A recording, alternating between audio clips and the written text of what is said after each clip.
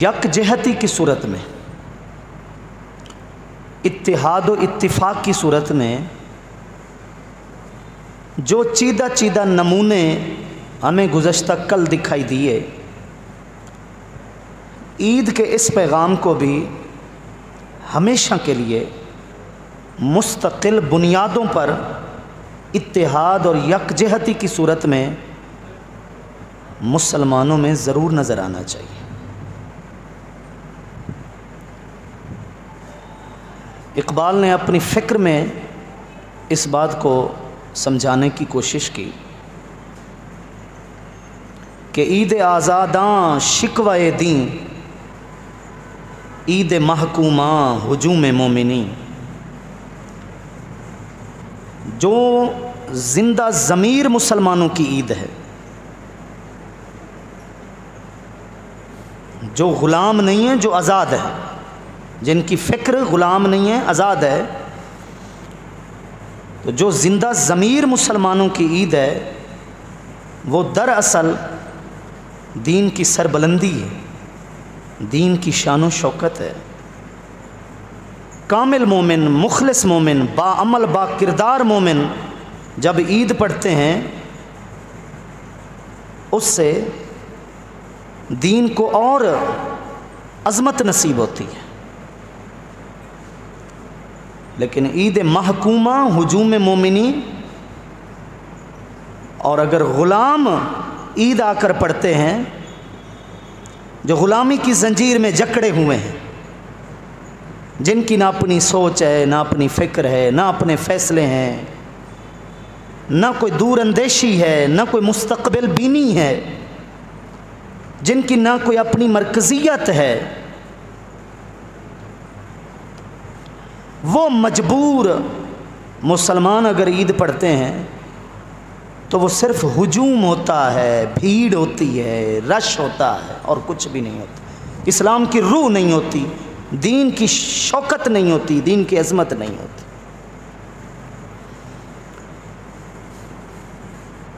तो यूँ समझे कल हमें शहर की हर गली, हर कूचे महल्ले की मस्जिद में एक हुजूम नज़र आया, चंद लोगों की भीड़ नज़र आई, रश नज़र आया,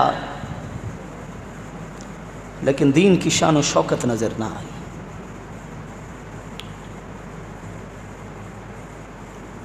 शरी मसला सामने रखें। अब तो उस गुंजाइश पर अमल हो रहा है जो गुंजाइश शरी मसाइल के अंदर मौजूद होती है कि मजबूरी में लोगों को दीन से दूर न किया जाए, करीब लाया जाए।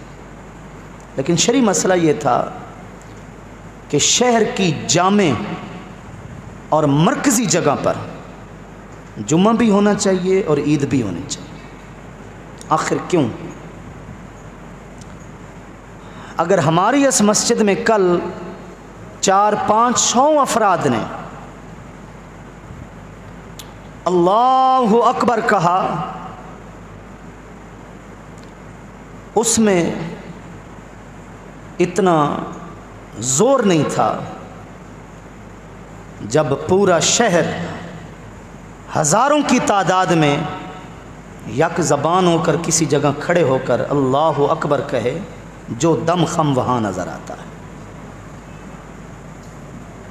ये तो दीन की मेहरबानी है कि लब्बैक अल्लाहुम्मा लब्बैक के लिए एक मरकज़ रखा है, वरना यार लोगों ने अपने अपने इलाकों में बना लेना था और हज भी वहाँ अदा हो जाता, उम्रा भी वहाँ अदा हो जाता।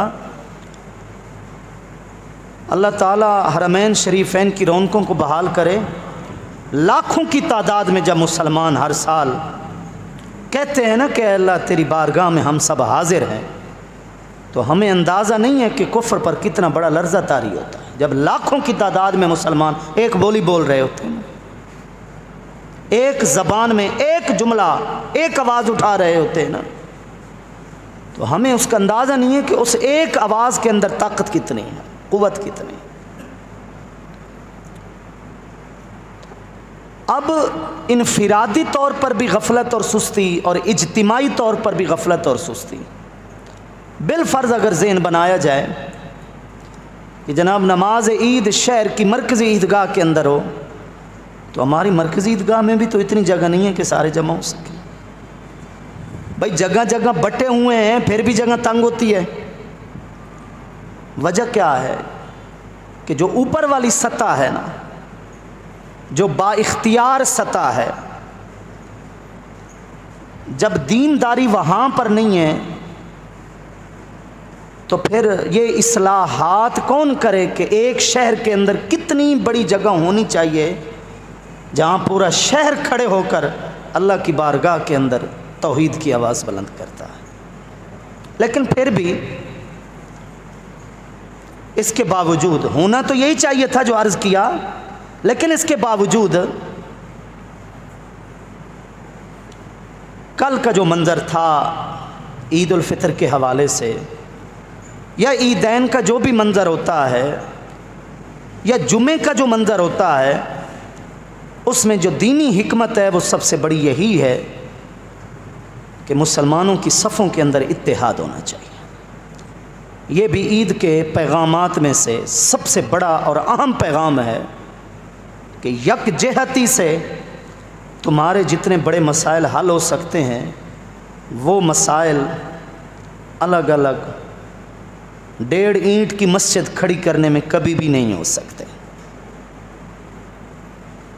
कहीं फ़िरका बंदी है तो कहीं जाते हैं, क्या ज़माने में पनपने की यही बातें हैं। इकबाल ने कहा ये ज़ात पात के फ़र्क, ये फ़िरका बंदियों के बायस इंतिशार, इफ्तिराक, इख्तिलाफ़ात, ज़माने में उठने की, फ़रोग़ पाने की ये बातें तो नहीं थीं।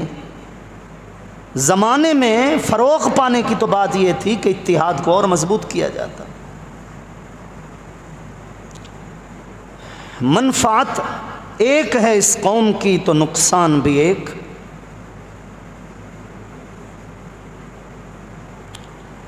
एक नबी सबका, दीन भी, कुरान भी एक, हरम पाक भी, अल्लाह भी, ईमान भी एक।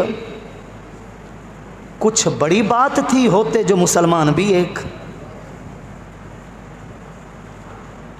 जिन बातों पर ईमान लाने से इस्लाम मिलता है, बंदा मुसलमान होता है, वो तो सब बातें एक एक हैं। तो क्या ही बेहतर होता कि जब वो बातें एक हैं तो उन बातों को मानने वाला भी एक होता। तो ईद का जो पैगाम वहदत का है, यकजहती का है, वो हमें अपनी ज़िंदगी में लाना है। और दूसरी बात जिसकी तरफ मैंने कल भी आपको अर्ज़ की, तवज्जो दिलाई, कोशिश की कि आप उसको मज़ीद सोचें। ईद के पैगामात में से एक पैगाम ये भी है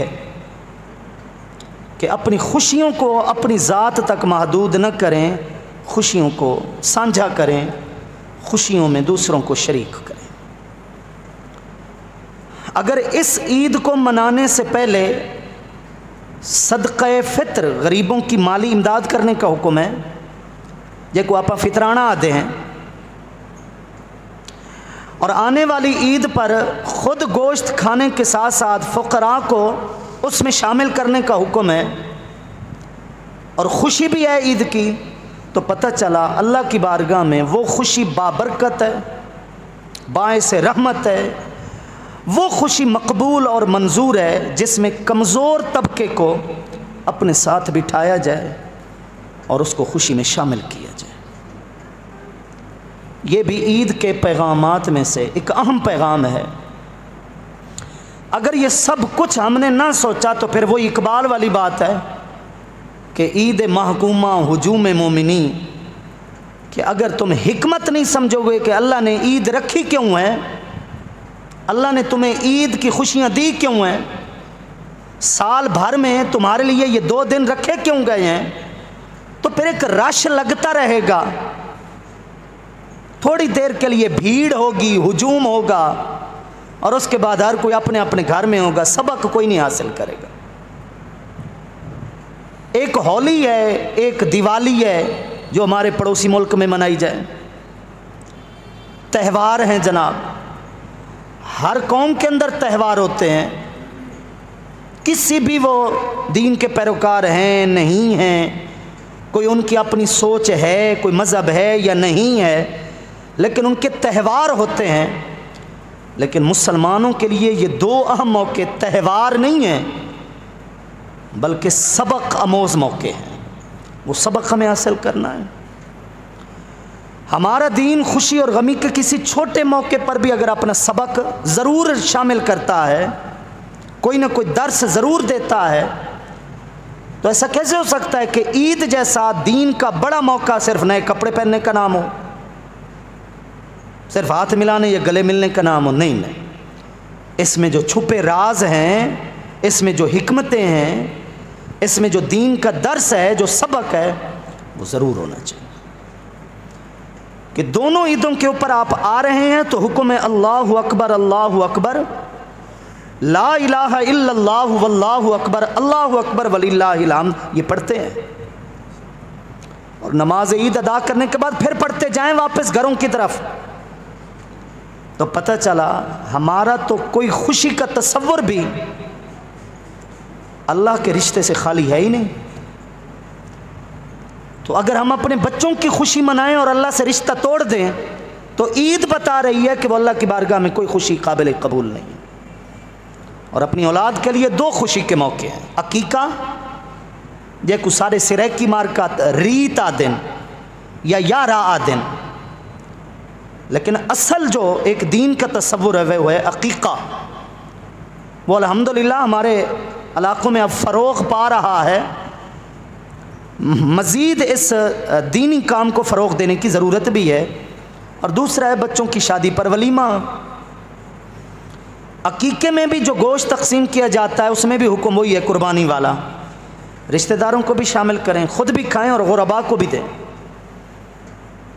और वलीमे के ऊपर भी वो तो मैं पूरा तकरीबन 8 खुतबे आपको दे चुका हूँ इस साल शादी के सिलसिले में, और पूरी वजाहत से बता चुका हूँ आपको कि वलीमा भी वो वलीमा है जिसमें अमीरों के साथ साथ गरीबों को भी शामिल किया जाए, गरीबों को भी शामिल किया जाए।